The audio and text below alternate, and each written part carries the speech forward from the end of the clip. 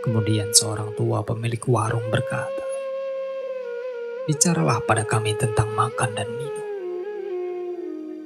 Dan dia berkata, "Semoga kau bisa hidup dari aroma tanah, seperti halnya nyanyian tumbuhan yang didendangkan cahaya. Namun, karena untuk bisa makan kau harus membunuh, untuk bisa minum kau harus merampok susu dari ibunya. Biarlah itu menjadi suatu tindakan pemujaan. Dan biarlah papanmu digunakan untuk membangun altar tempat segala yang suci dan murni dari hutan dan lembah. Dikorbankan bagi segala yang lebih suci dan lebih murni lagi, yang ada dalam diri manusia. Ketika kau membunuh binatang, kau berkata dalam hati, dengan kekuatan yang sama ketika aku membunuhmu, aku pun terbunuh, dan aku pun akan dihidangkan. Sebab hukum yang menyerahkanmu ke tanganku akan menyerahkanku ke tangan yang lebih perkasa. Darahku dan darahmu tidak lain hanyalah air yang menghidupi pohon yang jauh nan di atas sana.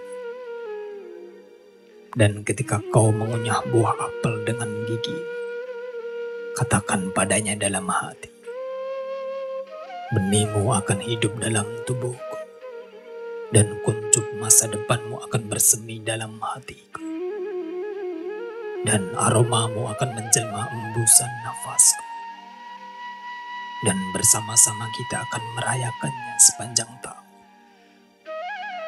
Dan di musim gugur, ketika kau mengumpulkan anggur di kebunmu untuk dibawa ke penggiling, katakan dalam hatimu, aku pun kebun anggur, dan buahku akan dikumpulkan untuk digiling. Dan bagaikan anggur baru, aku akan disimpan di dalam bejana abadi. Dan di musim dingin, ketika kau meminum anggur, nyanyikan lagu dalam hatimu bagi setiap cawan. Dan dalam nyanyianmu itu biarlah tersimpan kenangan akan hari-hari musim gugur, akan kebun anggur, dan akan mesin penggilingan.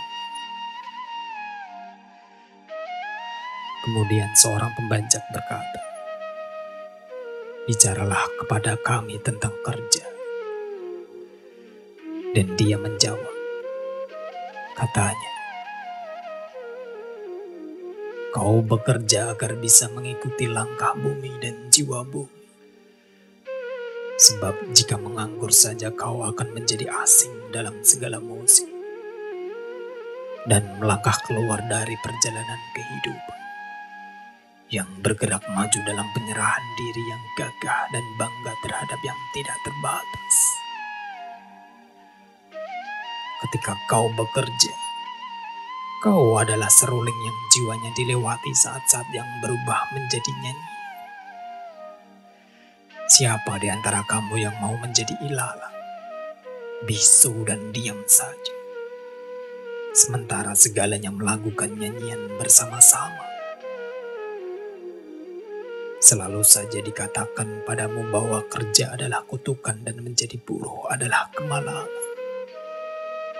Namun kukatakan padamu bahwa kalau kau bekerja, kau memenuhi sebagian dari mimpi terjauh dari bumi yang dibebankan kepadamu ketika mimpimu lahir. Dan dengan tetap bekerja kau mencintai kehidupan sebenar-benarnya. Dan mencintai kehidupan dengan kerja berarti menjadi akrab dengan rahasia hidup yang paling dalam. Namun, jika dalam rasa nyerimu kau sebut bahwa kelahiran adalah penderitaan, dan segala yang badania sebagai kutukan yang digariskan di keningmu, maka ku jawab bahwa hanya keringat di keningmu lah yang akan mampu menyeka apa yang tergoreskan. Kau pun diberitahu bahwa kehidupan adalah kegelapan, dan dalam keletihanmu kau menggemakan apa yang dikatakan oleh yang letih. Dan kukatakan bahwa sebenarnya lah hidup itu kegelapan, kecuali jika ada keinginan. Dan segala keinginan itu buta semata jika tanpa pengetahuan.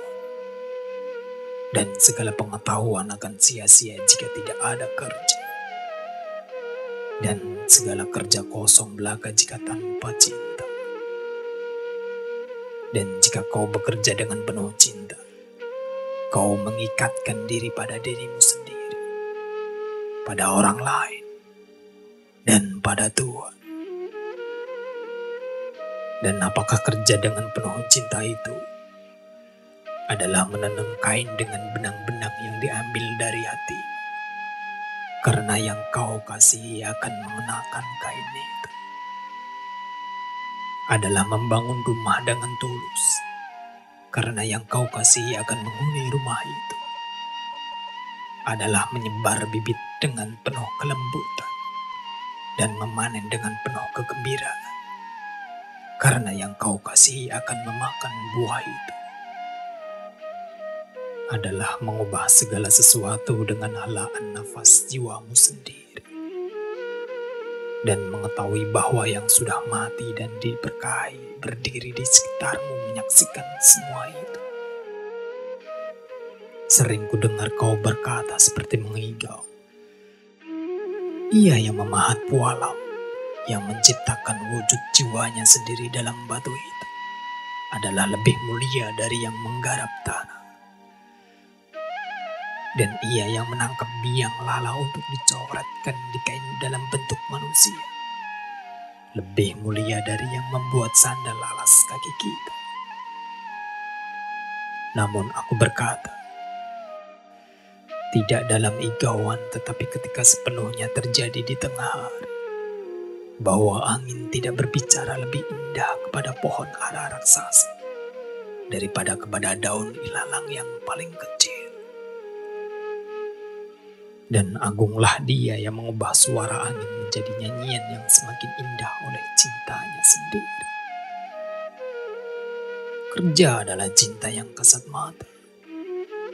Dan jika kau tidak bisa bekerja dengan cinta tetapi hanya dengan kebencian, lebih baik kau tinggalkan saja kerjamu dan duduk di gerbang rumah suci dan menerima sedekah dari mereka yang bekerja dengan gembira. Sebab jika kau memanggang roti dengan acuh tak acuh, kau hanya memenuhi separuh dari rasa lapar manusia. Dan jika kau menggerutu ketika menggilas anggur, gerutumu akan menyuling racun ke dalam anggur. Dan jika kau menyanyi bagaikan malaikat, tetapi tidak menyukai nyanyian itu, kau hanya akan menyumpal telinga manusia, sehingga tidak bisa mendengar suara siang dan suara malam. Kemudian seorang perempuan berkata, bicaralah pada kami tentang suka dan duka. Dan Dia menjawab, sukamu adalah dukamu yang dilepas topengnya. Dan dari sumber sama, tawamu seringkali muncul bersama air matamu. Dan bagaimana pula itu bisa? Semakin dalam duka terukir dalam hati, semakin banyak suka yang bisa ditampung. Bukankah cawan yang berisi anggurmu adalah cawan yang juga dibakar di tungku-tungku tembikar? Dan bukankah sitar yang menenangkan jiwamu adalah juga kayu yang ditatah dengan pisau? Ketika kau bersuka, pandanglah hatimu dalam-dalam, dan akan kau ketahui bahwa yang telah memberimu duka adalah juga yang memberimu suka. Jika kau berduka, pandanglah lagi hatimu dalam-dalam, dan kau akan mengetahui bahwa sebenarnya kau menangisi apa yang sebelumnya merupakan suka. Betapa di antara kamu berkata, suka lebih agung dari duka. Dan yang lain berkata, tidak, duka yang lebih agung. Tetapi kukatakan padamu bahwa keduanya tidak bisa dipisahkan. Mereka datang bersama. Dan jika salah satu duduk bersamamu di bangku, ingatlah bahwa yang lain sedang tidur di depan. Sesungguhnya lah kau naik turun bagaikan timbangan antara duka dan sukamu. Hanya apabila kau kosong, kau akan menjadi tenang dan seimbang. Ketika penjaga harta mengangkatmu untuk menimbang emas dan peraknya, sukamu dan dukamu pun akan naik atau turun.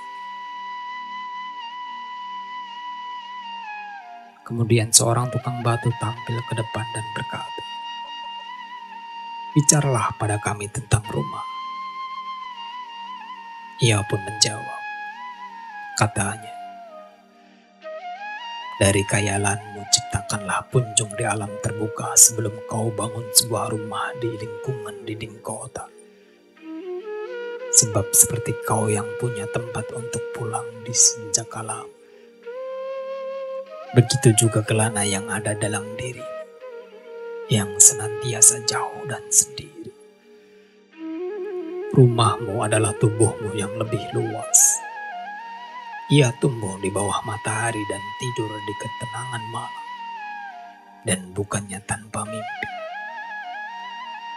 Bukankah rumahmu bermimpi dan memimpikan untuk meninggalkan kota menuju hutan kecil atau bukit? Aku ingin bisa mengumpulkan rumah-rumahmu dalam genggamanku, dan bagaikan penebar benih menebarkannya di hutan dan padang rumput.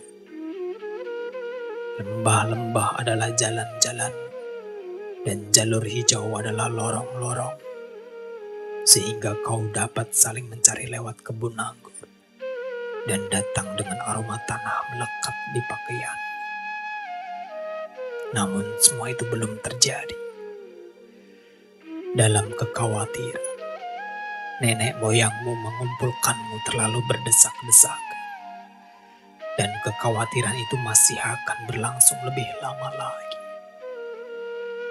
Masih lebih lama lagi dinding kotamu akan memisahkan perapianmu dari ladang.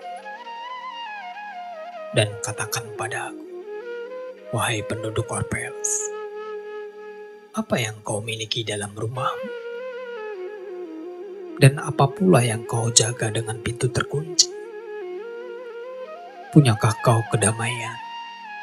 Dorongan niat yang mengungkapkan kekuatan. Punyakah kau kenangan dengan lengkungan cemerlang yang melingkupi puncak pikiran? Punyakah kau keindahan yang membimbing segala yang terbuat dari kayu dan batu menuju bukit suci itu? Katakan padaku, punyakah kau segala hal itu di rumahmu? Atau apakah kau hanya memiliki kesenangan hidup dan nafsu untuk kesenangan hidup?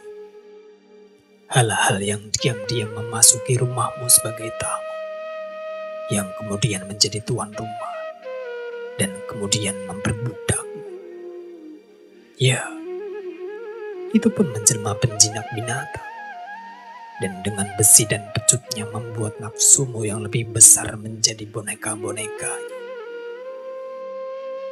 Meskipun tangannya lembut, hatinya terbuat dari besi. Ia meninabobokanmu agar bisa berdiri di samping tempat tidurmu dan mencemoohkan harga diri ragamu. Ia mengejek akal sehatmu dan meletakkannya dalam kapas bagaikan bejana yang gampang pecah. Sesungguhnya lah nafsu untuk kenyamanan akan membunuh gairah jiwamu, dan kemudian berjalan sambil menyeringai mengejek dalam upacara penguburan. Namun kau anak-anak angkasa, kau gelisah dalam istirahat.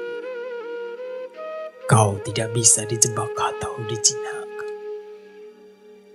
Rumahmu tidak akan berupa jangkar tetapi tiang kapal Ia tidak akan menjadi pembalut berkilau yang menutupi luka, tetapi kelopak yang menjaga mata. Kau tidak akan melipat sayapmu agar bisa melalui pintu. Tidak akan menundukkan kepalamu agar tidak membentur langit-langit. Tidak takut bernapas kalau dinding retak dan runtuh.